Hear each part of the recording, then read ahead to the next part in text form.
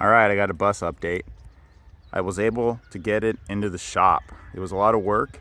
You could see that I had to put a new door in on the right hand side. It's a foot taller just to get the bus to fit, but it's well worth it just because now I can work on it out of the elements and I don't have to button everything up when I'm done every day working on it.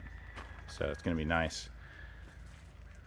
I got the sides taken off, which was surprisingly very easy. I thought those side panels were going to be a pain and like glued in or something, but they were not, and it's going to be easy to put them back on. You can really get a sense for how high that floor is off the ground, the bus floor. This is why I didn't want to do a lift gate on this one, just because that bus floor is so high. And if you look at the top, you could see that third brake light right below. There's a seam. I was going to keep that upper section. It's in good shape, and it's going to save a lot of work trying to redesign that and keep it watertight. So the door, basically, the height can't really be much more than that seam. And if you look at the floor of the bus now, which is where that kind of an off-white line is, that's not very tall. That's like maybe 6 feet. So a 6-foot door wouldn't have worked. But when I do the dovetail, it's going to be an 8-foot dovetail and 8 foot long, and it's going to have a 20-inch drop, which is going to give it about a 12% angle, or like a ramp for the car to drive up, which is actually a pretty ideal angle for like a race car trailer. But that 20-inch drop is going to be way down where that bumper is. So now that door is going to hinge from the bottom, and it's going to be about 7.5 feet tall.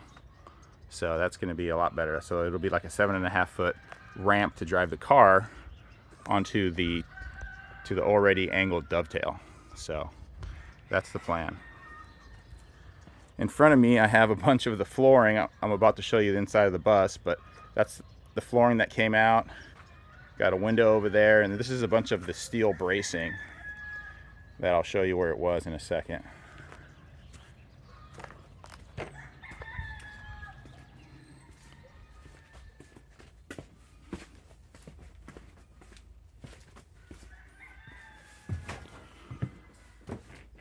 All right, you can see I got it pretty gutted down here, and all that bracing was in between all of these cross beams. So that's the 8-foot section that's going to be a dovetail. Those are true 2-inch by 4-inch steel tube cross beams. I was thinking about adding at least one more, because why not? I'm already here doing all this work.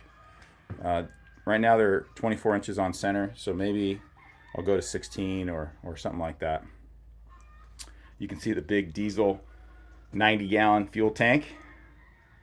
I don't think I'm going to have to move the fuel tank, which is couldn't be nice. I was prepared to, but I'm happy that I don't have to. On the old build, I did have to move it.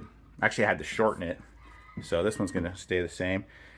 What's interesting is that there's connections for a fill port on the other side, and there's even a hole already notched out in the frame. So I think I might put another fill port on. How nice would it be to be able to go to the gas station and pull up on either side? So that's really not a lot of work, and I think I'm going to get that done. Really happy about that.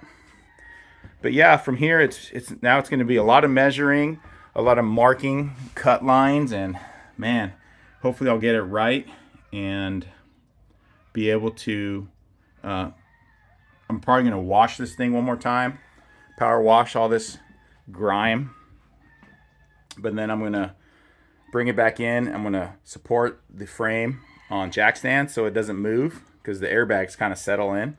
And then I'm going to support this rear area with like some really tall, heavy-duty jack stands. I'll probably support it like right where that cable's drooping down or something, just because when I start cutting all these cross beams, obviously there's not going to be any support.